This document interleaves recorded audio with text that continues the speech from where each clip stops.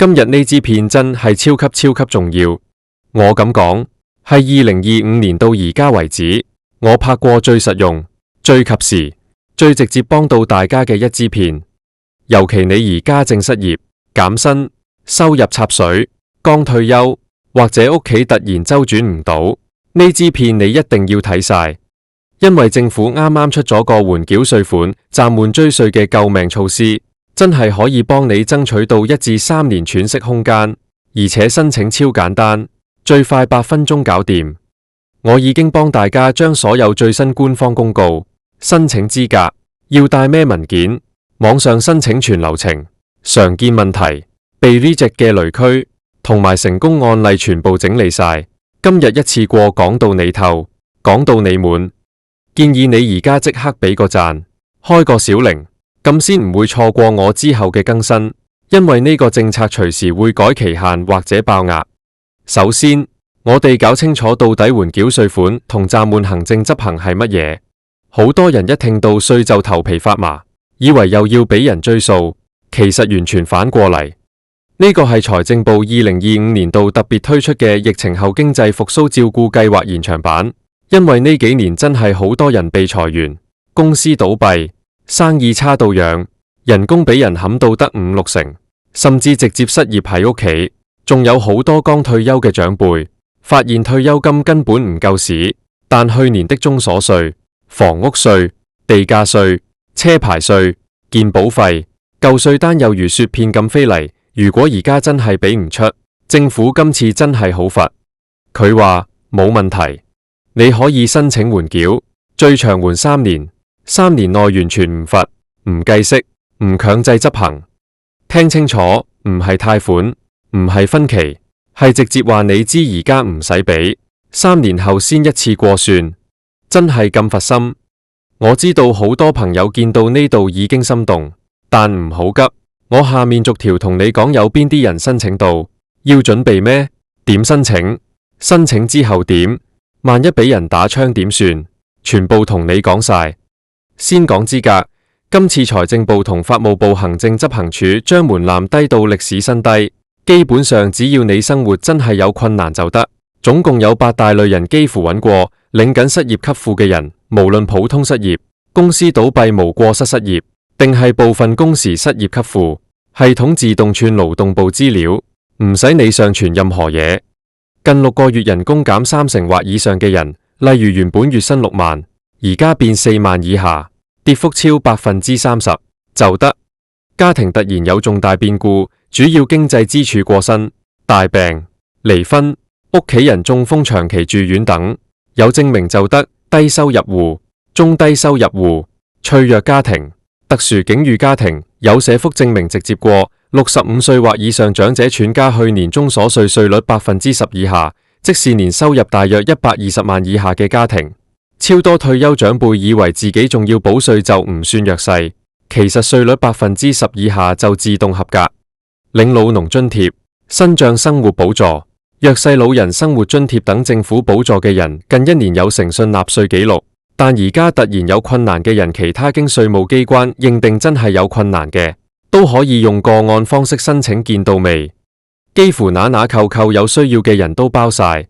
你話自己係普通打工仔，只係減薪未失業，只要減3成就揾到上心口。再講重點，今次可以緩繳啲咩錢？幾乎你諗到嘅政府錢全部包，綜所稅、房屋稅、地價稅、車牌稅、燃料費、健保費、欠費、國民年金欠費、舊嘅行政執行案件，甚至勞工保險局欠費都一併申請到。一句講晒，只要係政府收嘅錢，今次幾乎全部可以緩，最長3年。3年內完全唔催、唔扣薪、唔查封、唔拍賣、唔影響徵信。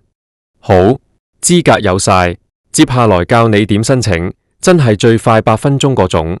申請方法有2種，網上申請同紙本申請。我哋先講網上，真係簡單到爆。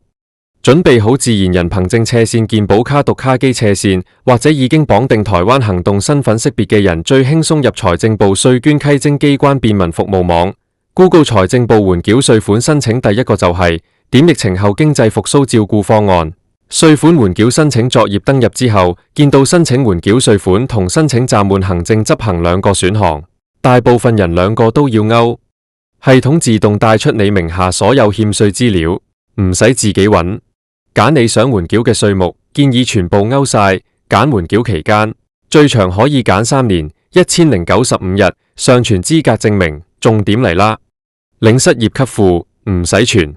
系統自動串勞動部減薪30%以上，全近6個月薪資單或新轉存摺影相65歲以上長者，戶籍本去年中所稅申報書或核定通知書低收入戶，寫幅證明其他，寫一封簡單說明信就得剔我已閱讀並同意，送出。由頭到尾認真做，最多15分鐘，新手8分鐘真係得。我自己幫我媽申請過，7分42秒搞掂。網上申請好處，即時審核，最快當日就知過唔過，過咗即刻有 SMS 同 email 通知，執行處即刻停晒所有強制執行。唔識用電腦嘅長輩可以用紙本，去戶政或稅務局攞表格，填好傳真或郵寄都得，不過慢啲，大約7至14日。申請之後幾時生效？最快當日，最慢3個工作天。一過，之前扣你薪、查封、拍賣嘅，即刻全部停。執行處會寄暫緩執行通知書俾你，白紙黑字寫明由即日起到你選嘅期限前，全部暫緩。最多人問會唔會影響徵信，官方講到明，3年內完全唔上徵信，唔算預期，聯徵分數不受影響。3年後仲俾唔到，可以再申請展延，最多再加2年，總共5年。5年後仲俾唔到，仲有分期或減免本金嘅後續機制，真係唔使驚。講幾個真實成功案例，都係粉絲私信我。台北張小姐，42歲，原月薪8萬幾，今年轉工剩4、8萬，跌近40%。去年中所稅要補3萬幾，加埋房屋稅、地價稅、車牌稅快7萬。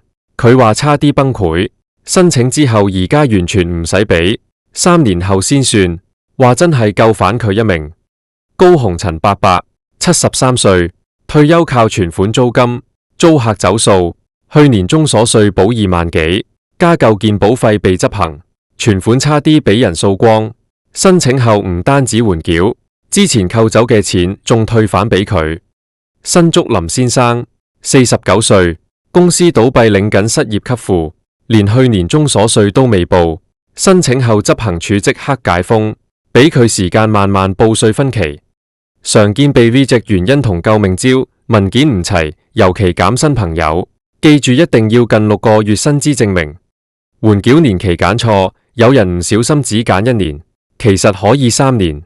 長者稅率超10%，超咗可以用減薪或個案說明再申請，俾 reject 咗點算？系統會話你知缺咩？保健即刻再申請，或者直接打財政部免費電話0800000257，有專人1對1教你。我再濃縮一次重點：失業、減薪30%、65歲以上、低收入等8大類，幾乎揾到，幾乎所有政府稅費都緩到，最長3年，零罰息，零執行，網上申請最快8分鐘，當日生效，完全唔影響徵信，唔扣薪，唔查封，目前通過率高達95%以上。最後提醒，呢個計劃申請期限到2026年6月30日，但名額唔係無限。官方話會視預算調整，即係俾晒就可能提前截止，所以真係唔好再拖。今日睇片嘅朋友，而家就去申請，最遲呢個禮拜搞掂。我已經將申請連結、各種情況要交嘅文件範本、說明信範本、財政部最新公告，仲有我親手錄嘅熒幕教學，全部放咗喺資訊欄最上面，跟住做絕對唔會錯。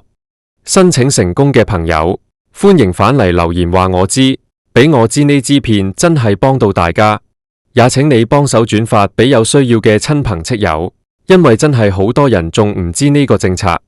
今日嘅片就到呢度，我哋下支片見，記得俾讚、開鈴、分享出去救人一命啊！拜拜。